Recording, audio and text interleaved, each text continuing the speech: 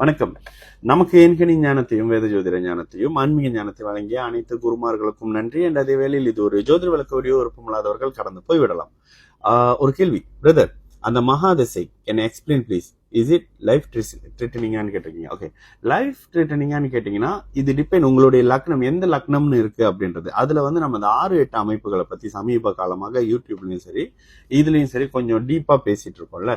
So அதுல 6ஆம் அதிபதி 8ஆம் அதிபதிகள் லக்னாதிபதியை விட வலிமையாக இருக்கக்கூடிய தன்மையில நெகட்டிவான தன்மைகளை கண்டிப்பா பண்ணுவாங்க. அதுல லக்னத்தின் நண்பர்களாக இல்லாம எதிர்த்தன்மையா வரும்பொழுது அந்த 6ஆம் அதிபதியும் 8ஆம் அதிபதியும் கடுமையான நெகட்டிவான அமைப்பை கொடுப்பாங்க. ஓகே, இதுல நீங்க மேஷ லக்னமாக இருந்தீங்கன்னா புதன் கெடுதலை பண்ணுவார். ரிஷப லக்னமாக இருக்கீங்க அப்படின்னா குரு கெடுதல்களை பண்ணுவாரு.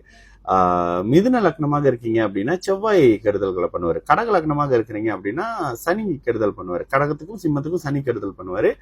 அவரு கன்னிக்கு செவ்வாய், துலாத்துக்கு குரு, செவ்வாய்க்கு புதன், விருச்சகத்துக்கு புதன், தனுசுக்கு சுக்கிரன், மகரத்துக்கு சூரியன் அண்ட் கும்பத்துக்கு சந்திரன், மீனத்துக்கு குரு. இவங்க தான் அந்த கெடுதல் பண்ற அவயோகர்கள் அப்படின்னு வர்றவங்க. ஓகேங்களா, இதுல 6ஆம் பாவகம் அப்படின்றது 6-8 சில இடங்கள்ல பாத்தீங்கன்னா 6ஆம் அதிபதி 8ல இருப்பாரு, 8ஆம் அதிபதி 6ல இருப்பாரு. இந்த 6-8 சம்பந்தம் வருது அப்படின்னாக்கா ஒருவர் வசமா மாட்ட போறாரு, சிக்க போறாரு, இல்ல உயிர் சம்பந்தப்பட்ட மாதிரியான இழக்க போறாரு அப்படின்ற மாதிரியான விஷயங்கள் வந்துடும்.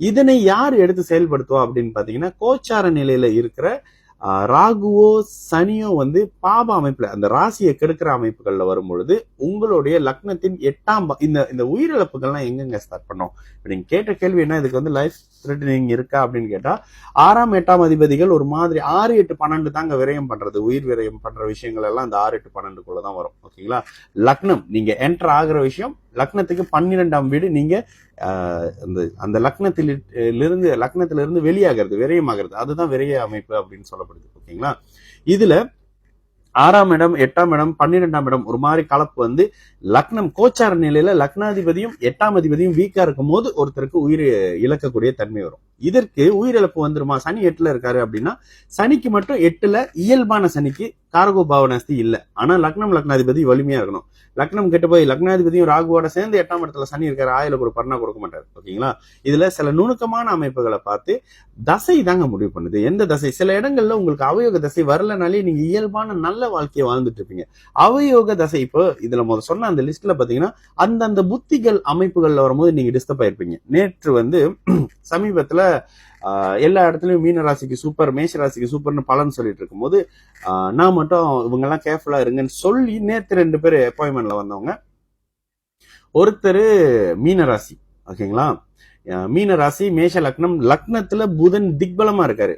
எங்க இன்வெஸ்ட் பண்ணி லாஸ் ஆனீங்க? பேங்க்ல இன்வெஸ்ட் பண்ண பிரதர், அந்த யூனிட் அப்படி அப்படின்னு அது ஒரு செக்யூரான விஷயம் தான், அப்படியே இல்லைன்னு சொல்லிட்டானுங்க அப்படின்னு சொன்னாரு. மேஷ லக்னத்துக்கு புதன் அவருடைய வழிகள்ல என்னது ஷேர் மார்க்கெட், புத்திசாலித்தனம், ஸ்மார்ட், கணக்கு வழக்கு அக்கௌண்ட் மாதிரியான விஷயங்கள்ல லாஸ் பண்ணாரு. இதே மாதிரி இன்னொருத்தர் மீன லக்னம் மேஷராசி, ஓகேங்களா, மீன லக்னம் மேஷராசி 11ஆம் இடத்துல நட்பு ஸ்தானத்துல தான் சுக்கிரன் இருக்காரு.